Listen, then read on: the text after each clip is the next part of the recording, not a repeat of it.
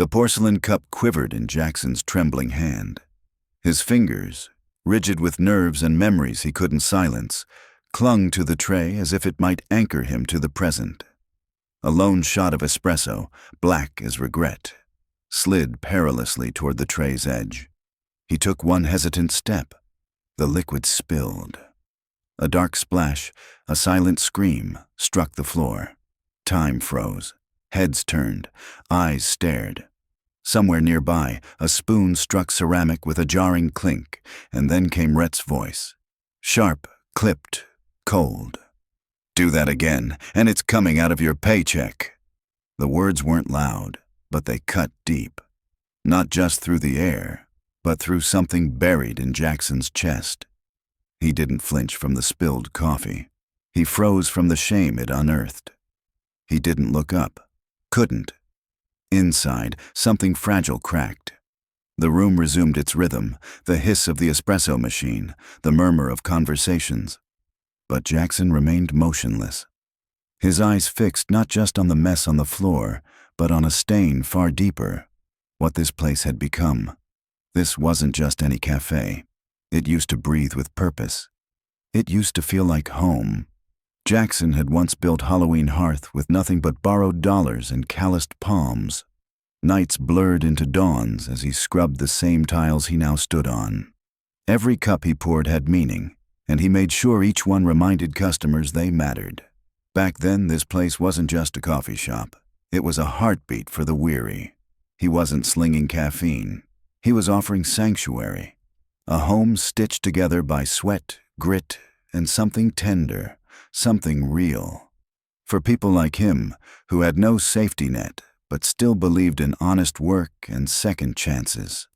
He trained his baristas not like employees, but like siblings. He listened more than he lectured.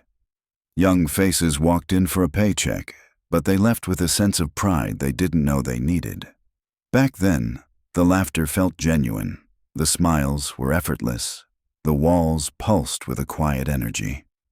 Now, the lights felt colder, the air tighter. Conversations clipped and forced. Something was missing. He looked down at his name tag. Jake, not Jackson.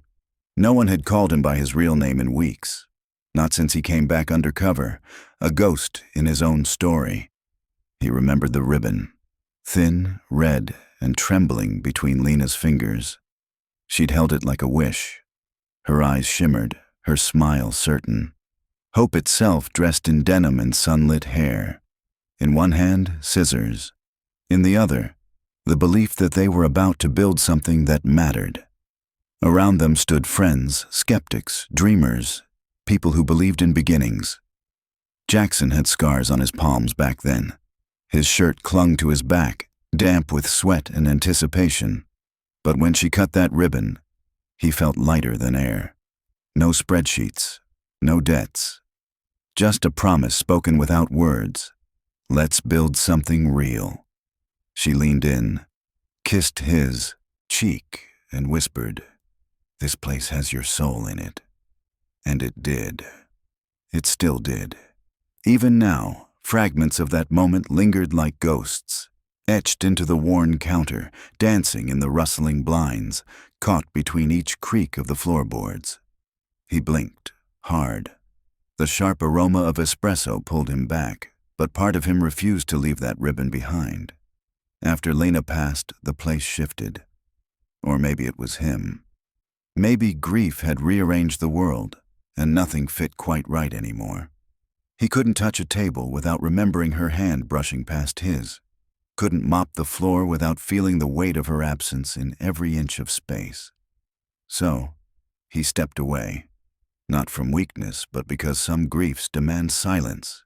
He needed someone he could trust to carry the cafe forward, to guard what mattered. Rhett seemed like the obvious choice. Back then he had spark. He was loyal, quick, and knew coffee like a second language. Jackson used to say, "Rhett's got fire in his hands." So he gave him the keys.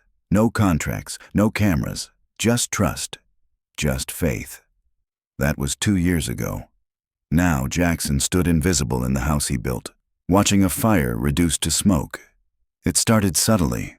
Familiar faces stopped showing up. Reviews turned from warm to icy. Words like rushed, unfriendly, and worst of all, soulless, began threading their way into every comment. At first, Jackson made excuses.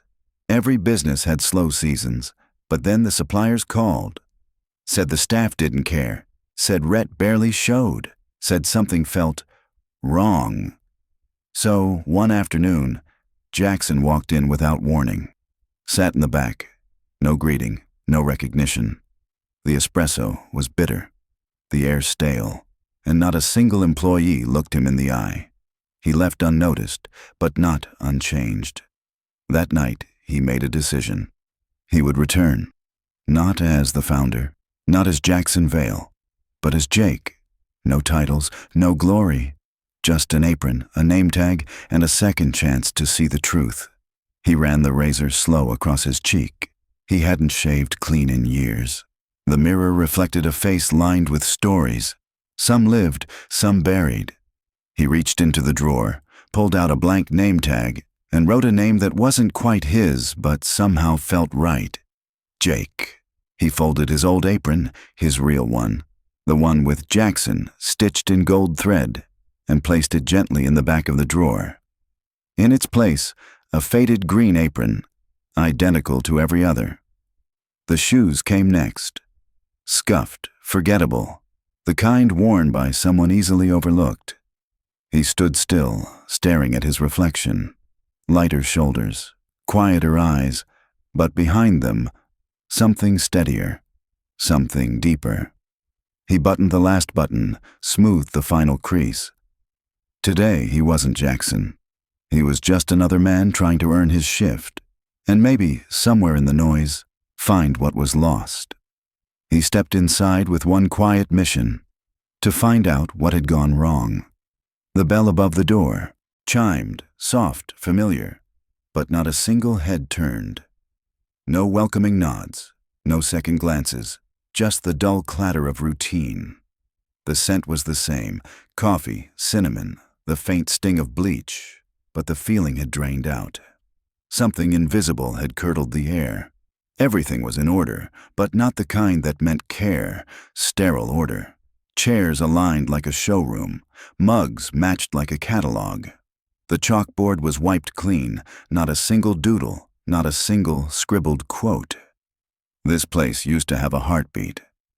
Now it was a waiting room. Jackson scanned the room, trying not to look like he was searching for ghosts. A young man pushed a mop mechanically across the floor, gaze fixed on nothing. Another barista swiped across a touchscreen, face blank, eyes glazed. No chatter, no rhythm, no signs of life. It felt like a place that had forgotten how to breathe. He approached the counter. No one greeted him. "New hire," came a voice from the shift lead, monotone, detached, without even a glance. He nodded once. "Yeah, Jake." She gestured toward a rack of uniforms. "Clock in. Rhett will brief you later." That was it. No handshake, no "welcome to the team," no spark of recognition, just another cog in a colorless machine. He moved through the back silently, each step pressing heavier on his chest. No one acknowledged him. The clinks of spoons, the whoosh of milk steam, the soft drag of drawers, everything was routine, functional, mechanical. He reached for a rag. A barista brushed past him. No excuse, no eye contact.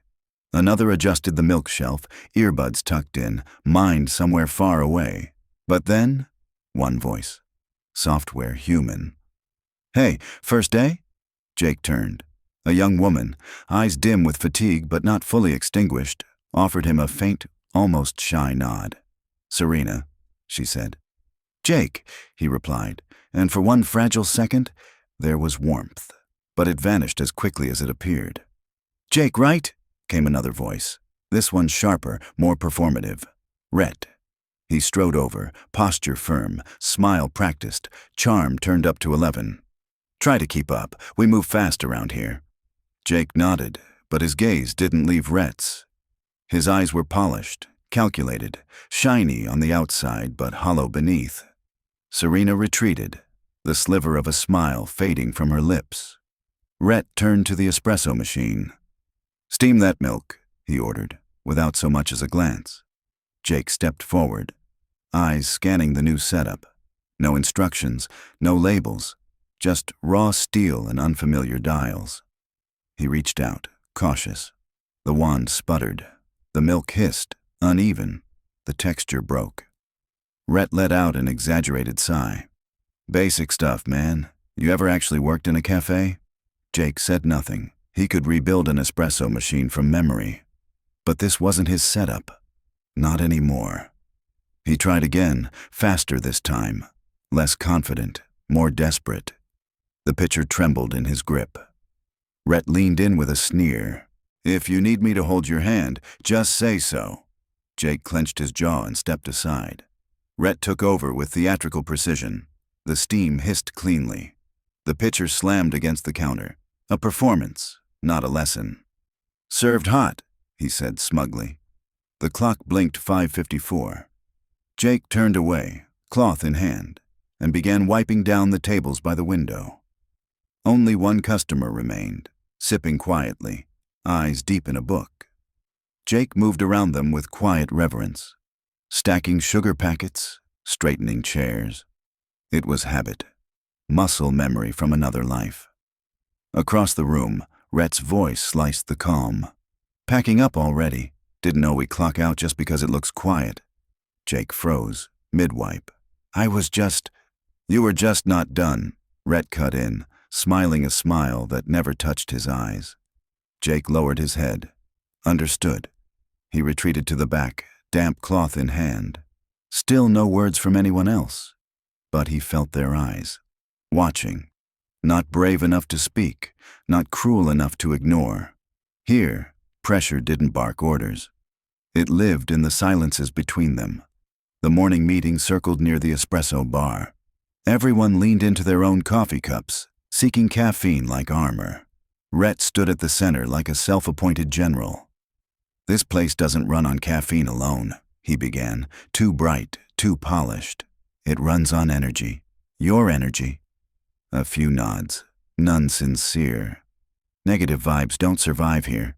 Keep it light, keep it fast, keep it smiling, or keep moving." Silence. Serena shifted slightly. Jake saw her jaw tighten.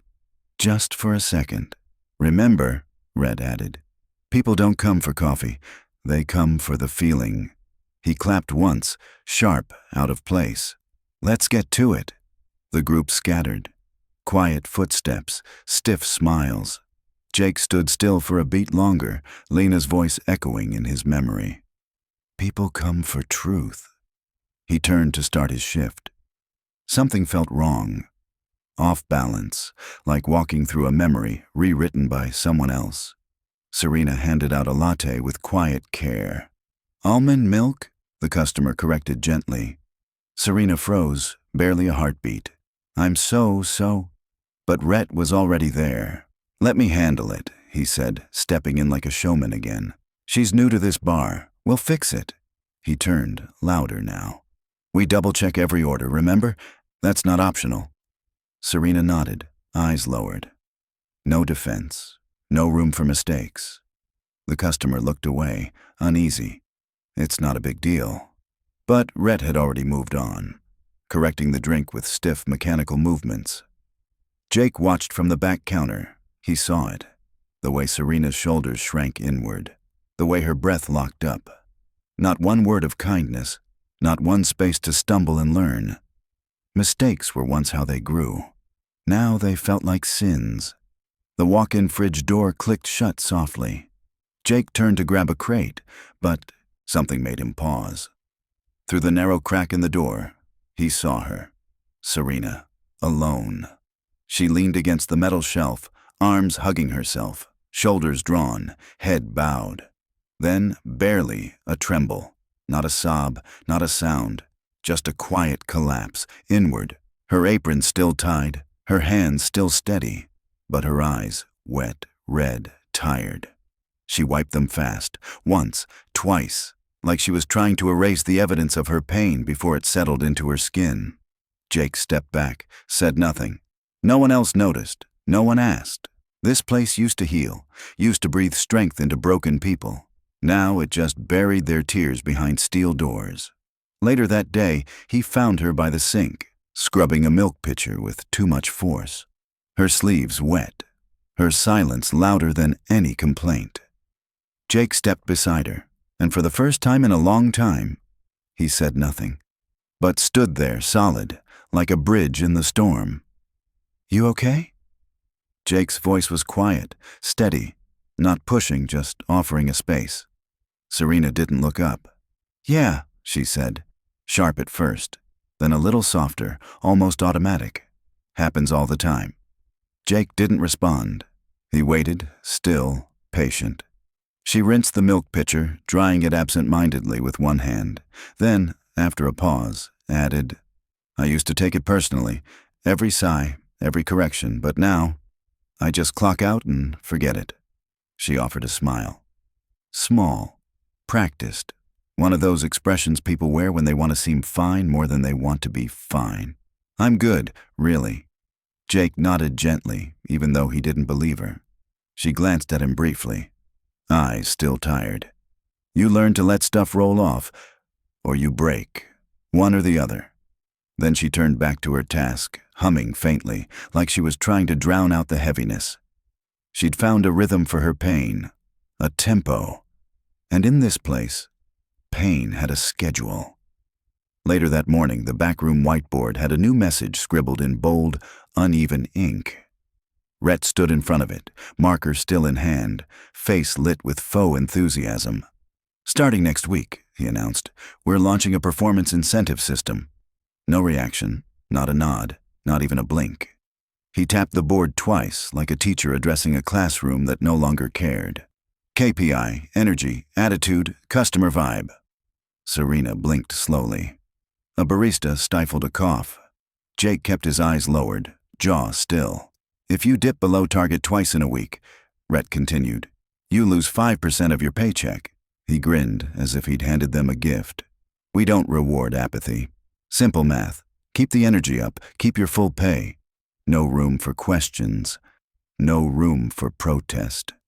Jake watched the faces around him. Some nodded automatically, like survival was easier than resistance. Others froze. No one looked relieved, just resigned. Rhett dropped the marker and walked out. Silence gripped the room, but Jake felt it. Something shift. Not in policy, but in people. The fear that had always loomed in the shadows now had a name, a formula. Outside, the sky cracked open. Rain slammed against the windows, relentless and heavy. Orders backed up. A delivery driver called out. Rhett scanned the floor, eyes calculating. "Serena," he called out. "You're running this one." She hesitated. "It's pouring." "You want someone else to lose hours instead?" He snapped. No jacket, just a thin hoodie. She grabbed the tray, tucked it under one arm, and disappeared into the storm. Jake stood by the door, waiting, watching. 5 minutes, then 7. When she returned, her hoodie clung to her like a second skin, her hair soaked, her cheeks flushed, one side of her face scratched, likely from a slip. She said nothing, just returned to the sink, scrubbing the tray with the same calm as before. Rhett didn't look up. Jake felt it, a slow, burning anger. Not at the storm, not at the scratch, but at how normal it had become. Pain here was expected, sacrifice unnoticed. Later, he delivered a cappuccino to table 4, Alda Brooks. Same seat, same routine, neat sweater, open notebook, half-filled crossword. "Thanks, hun," she said, then paused. Her eyes lingered. Not on the cup, but on his face. "You been here before?" Jake froze, just a half-beat. Long enough for a truth to almost escape. "Sorry," she said quickly. "You just look familiar, like someone who used to work here, long time back." He forced a chuckle, glanced away. "Must be one of those faces." She smiled softly, kindly. "Maybe. Or maybe I'm just old and mixing things up." Jake nodded, moved on, but her gaze followed. Not suspicious, just knowing, like someone who saw more than she said. At the back sink, sleeves damp, he rinsed pitchers. Around him, low voices passed jokes and shift trades. But he wasn't part of it. Not anymore. He reached for a towel, then froze. A voice, quiet but clear. "He's not gonna last." Another replied, dry and amused. "Give it a week." Laughter, not cruel, just tired. Jake didn't turn around, didn't flinch, just kept drying the steel. They thought he couldn't hear, or didn't care, or didn't matter. And somehow, that made it worse. He used to walk into this room and light it up. Now, he was just another shadow.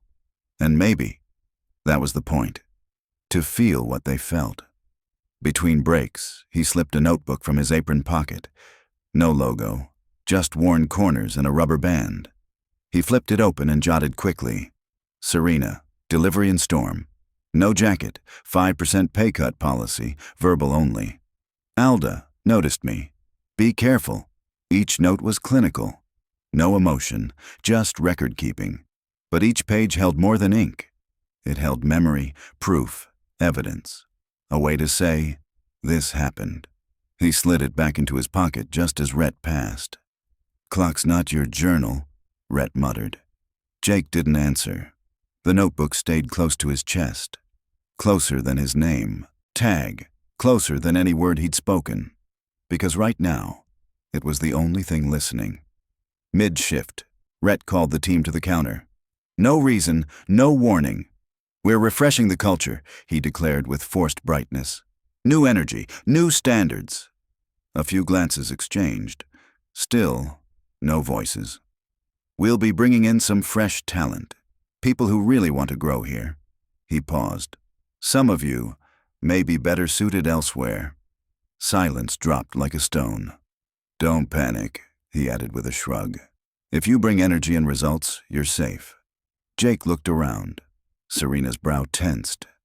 A barista clenched his apron. No names were spoken, but every name felt targeted. Rhett clapped once. "Let's earn our spots." He walked away as if he hadn't just fired a silent starting gun. This wasn't a cafe anymore. It was a countdown. Later, Jake walked into the back office with a broken frothing wand. Rhett didn't notice him at first. He was deep into the staff laptop, eyes flicking, fingers typing. Jake paused at the doorframe. On the screen he saw rows of names, shift hours, and shorthand deductions. Late, 0.5. No smile, 1.0. Sat shift, 1.0. Slow close, 15 minutes. Cut manual edits. No alerts, no system warnings, just silent punishments. Rhett clicked save, leaned back, then finally saw Jake. "Need something?" Jake held up the wand. "This one's done." Rhett nodded, waved him off without looking up again. Jake stepped out, slow, steady. His heartbeat was calm, but his jaw tightened. He didn't need more proof. He already had it. Near the stockroom, Serena stood quietly, phone pressed to her ear. "I'll try to be there soon, okay? I promise." Her voice was gentle, shaking. Then she stepped into Rhett's office. "My mom was admitted this morning," she said. "I need tomorrow off, just one shift." Rhett didn't even glance up. Short notice. "I can cover hours next week, switch with someone, anything." "If you can't stay flexible," he said, "maybe this isn't the place for you." She blinked. "You mean I could lose my job?" Rhett finally met her gaze. "I mean we need people who can commit." That was it. Serena nodded once, backed out. Jake saw her pass, shoulders up, chin level, eyes full but dry. It wasn't just a denial.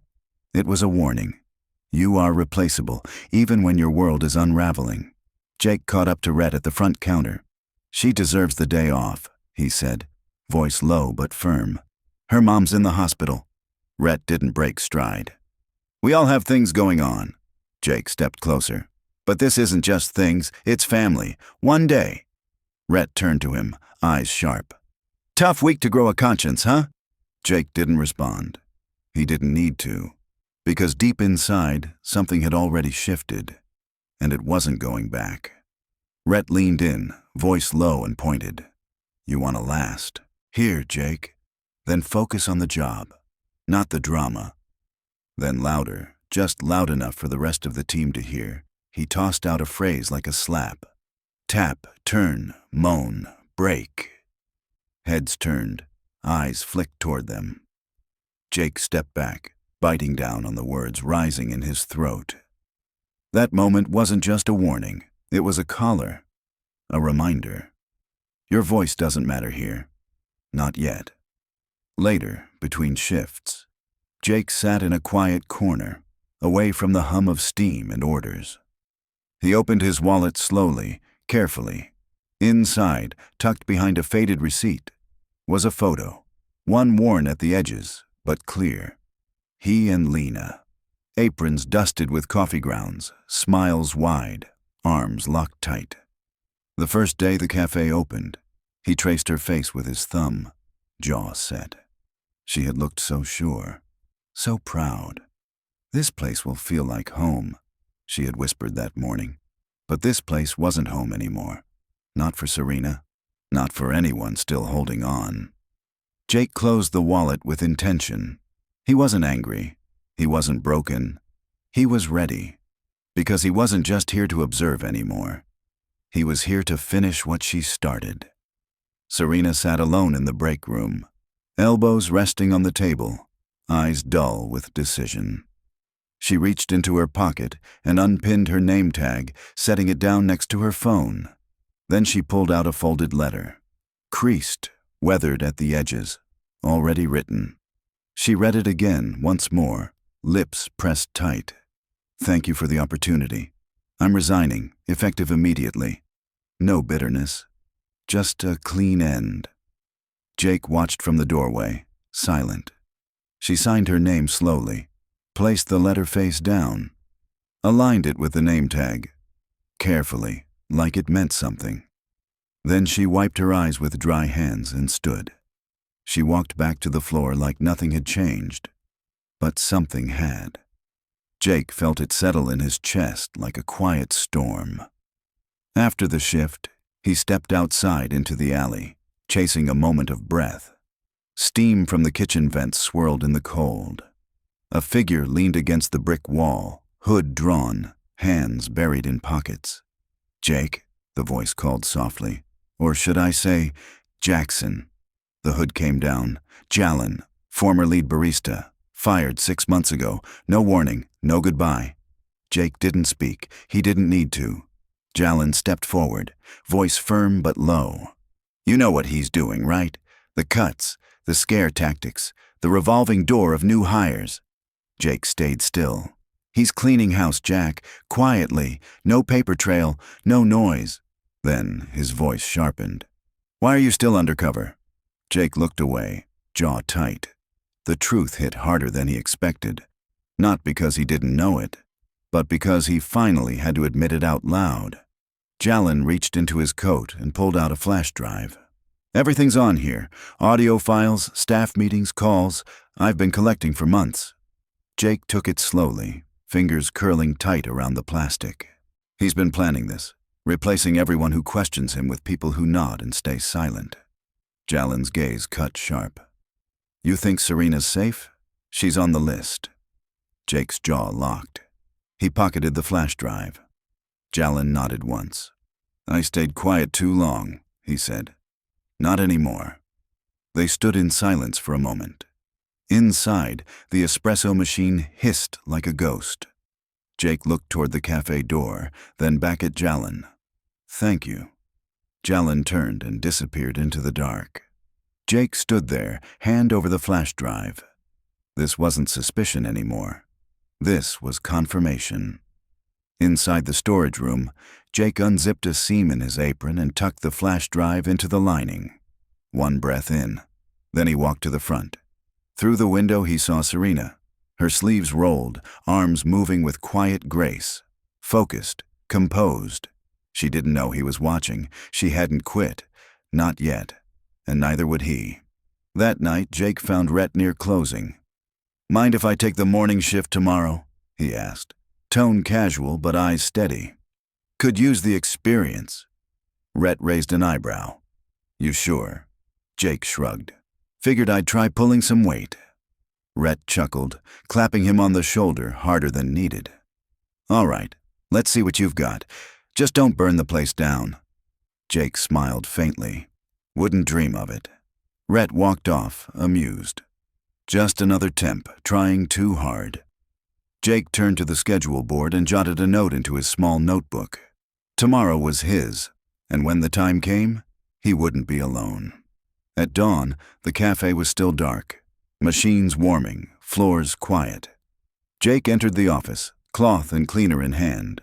Just another opening duty. He knelt beneath the monitor, cleaned the dust from under the screen, and slipped a recorder into place. Click. Armed. He scanned the screen. Rhett's login still active. For a moment he stood there, remembering. Jalen, 6 months ago. Standing exactly there, backpack on, confused. Wait, this is it? Rhett, arms crossed. It's not personal, we're restructuring. No thank you, no goodbye. Just gone. Jake closed the office door behind him. The recorder stayed. This time, silence would speak. In the locker room, Serena stood by her cubby, the same resignation letter from before in her hand. Same creases, same ending. Jake stepped in. You're really leaving? She didn't look up. I should have done it last week. He hesitated, then gently. Give me one more day. She shook her head. Jake, nothing's changing here. He stepped closer. One day. That's all I'm asking. She looked at him. And something was different. His eyes were clearer, his posture stronger. She didn't say yes, but she didn't walk away either. She slid the letter back into her bag. That was enough. Mid-morning. The cafe buzzed, orders flying, steam rising, Rhett barking. Jake wiped his hands dry and stepped forward. Can I get everyone's attention for a second? Heads turned. Customers looked up. Serena froze. I'm not who you think I am, he began. He didn't raise his voice. My name isn't Jake. A blender stopped. A mug hit the counter too hard. I'm Jackson Vale, gasps, whispers.